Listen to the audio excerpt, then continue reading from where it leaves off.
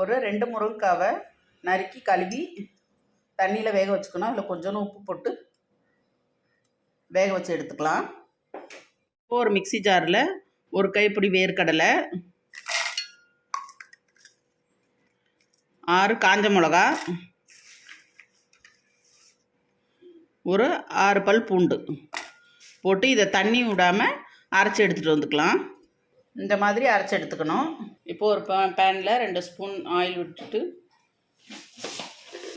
1 spoon கடுகு,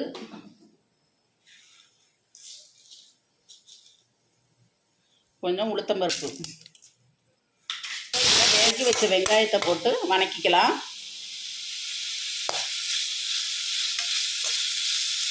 இப்போ இதில் வேக வச்ச முருங்கைக்காவை போட்டுக்கலாம்.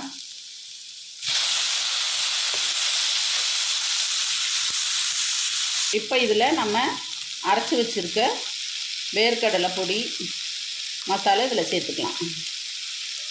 இதில் இப்போ தேவைக்கு கொஞ்சமாக உப்பு சேர்த்து